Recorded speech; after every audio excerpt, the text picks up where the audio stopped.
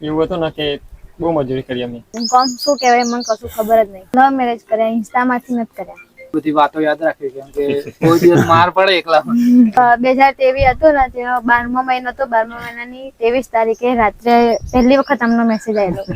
બહુ ઝઘડા બહુ થયા. અમને ગુસ્સામાં પપ્પાએ કહી દીધું હાર જતી નોકરી તો આ તો નીકળી ગયેલી મને હજે ખબર પડી.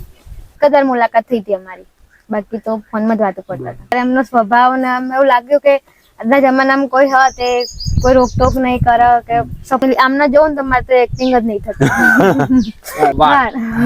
તો લેડીઝ ને તો એ જ જોતા તો આ વાળનો રહસ્ય શું છે કે આટલા લાંબા છે? હોશૈયર મોરી રે ચાંદાને પછવાડે સૂરજ કે દી ઉગશે રે લોલ, સૂરજ કે દી ઉગશે રે લોલ.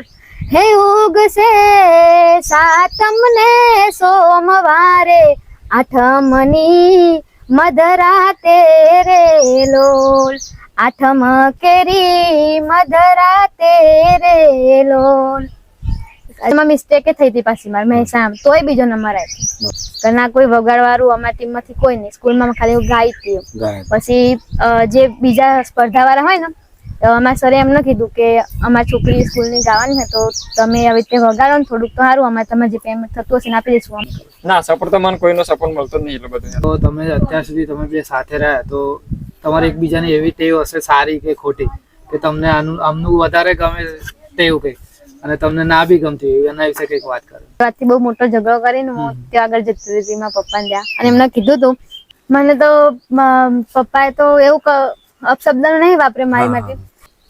પહેલી વખત બધાએ આટલું બધું સંભળાય. કોઈ કદી એમ જાય ગમે તો એમ થાય કે હા, અને આવું બધું બધાએ બહુ પૂછ્યું મારા કારણે. મારા પપ્પા હાલ એમ કે બધાએ જે મને સંભળાયું ને ફરીવાર તારા લગ્ન કરાવું, ધામધૂમથી કરાવું. 54K ફોલોવર્સ હતા મારા. અને હું ઘરે બપોરે મારા મામાના લગ્ન હતા, લગ્ન કરે 3-4 દિવસ થયા છે. બધું ઘરમાં મમ્મીનું બધું મામેરું આવ્યું ને બધું ગોઠવવાનું હતું.